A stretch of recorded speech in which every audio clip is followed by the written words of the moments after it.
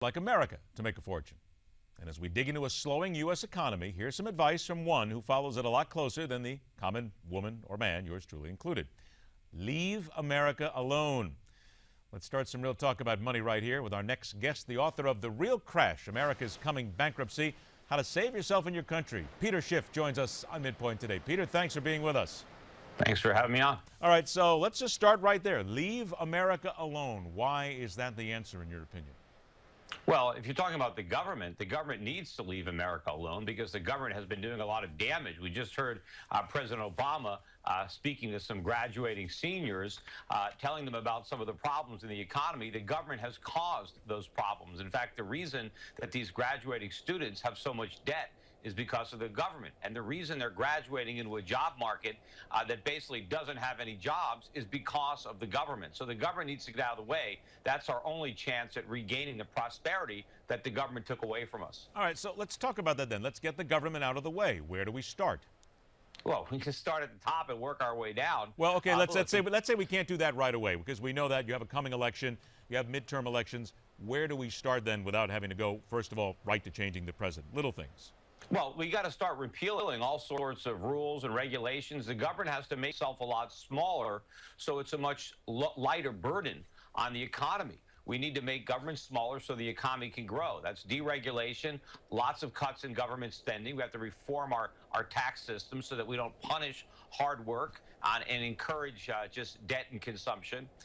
We got to go back to sound money. We got to get the Federal Reserve out of the money printing and price fixing business. So we have to let interest rates go up, and we have to let the financial chips fall where they may. If companies are going to fail, the government has to get out of the way and let it happen. All right, explain sound money, if you would. Well, money that has value, not just money the Fed just creates out of thin air. We've got to have higher interest rates that strike a real balance between savings and borrowing. Right now, the only money that's available is to speculators, to government, to big companies. But smaller businesses that make the capital investments that really grow the economy are being starved for credit because the Fed is misdirecting it to places it shouldn't go. I just saw this cross the wire, and I know you probably haven't seen it yet, but I wanted to bring it to your attention because it's interesting how it works into our discussion here.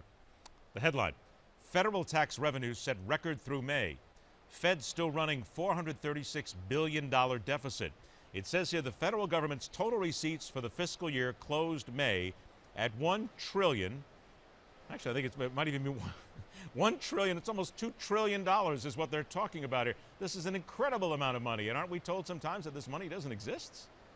Well, it's only incredible until you compare it to how much the government is spending. That's an even more incredible number. As much as the government collects in taxes, that's still not enough to satisfy all the spending. So the Federal Reserve has to print a lot of money, which drives down the value of the dollar, which makes the price of food go up, which makes the price of energy go up, and which stops other prices from falling.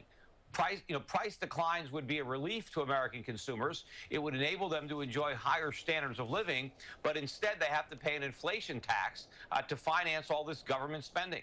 Here's something that I found interesting because I know that you are just absolutely steadfast. You want to avoid all U.S.-based financial assets. Is that correct? Well, I think we're headed for a dollar crisis. And so if you own dollar-denominated assets, you're going to see a substantial decline in the real purchasing power of those assets. And so in order to really preserve your wealth and make money not just nominally, but in real terms, I believe you have no other choice but to look outside the United States, look to invest in stock markets in countries that have much sounder economies and much sounder currencies. But the U.S. stocks, here's the pushback you'll get from some people, that the U.S. stocks themselves, they're outperforming the overseas markets for nearly 3 years.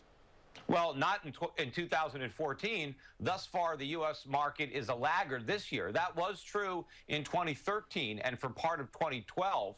But that is the exception, not the rule. I think over the long term, the U.S. market has significantly underperformed global markets, and I think that gap is going to widen in the years ahead. You believe that we are on the verge of a much worse financial crisis than we had in 2008. Peter, I have to tell you, that scares the daylights out of a lot of people. Other people are saying, though, wait a minute, seriously, worse than that? How could anything get worse? Well, believe me, it can. And remember, I was one of the few people who forecast the financial crisis of 2008, and people said, oh, that's impossible. That's not going to happen. Well, it did happen. And unfortunately, it's going to happen again, only worse. And the same people who were oblivious to the last crisis are just as blind to this one.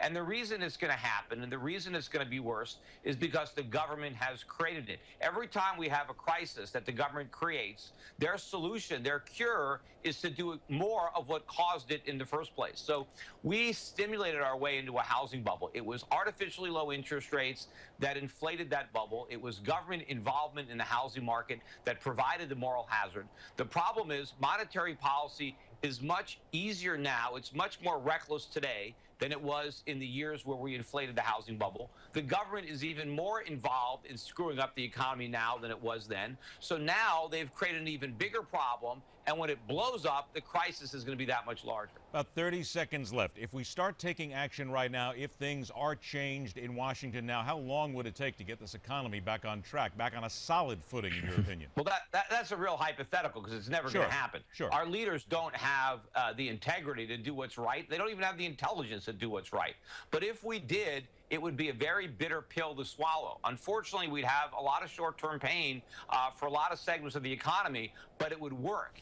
We would overcome it, we would restructure, and we can have a real growing economy so those college grads that the president was talking to would actually have something to be optimistic about, actually might be able to get a decent job. Because as of now, based on what the president is doing, they've got nothing to look forward to except debt, inflation, and joblessness. Welcome to 2014 in economics. It's scary indeed. Peter Schiff, thanks so much for joining us, Peter. We'll talk again. Anytime. All right. It's scary if you're a graduate out there. It's scary if you're a businessman or if you're sitting in an anchor chair right now, trust me. Hey, by the way, are you really optimistic?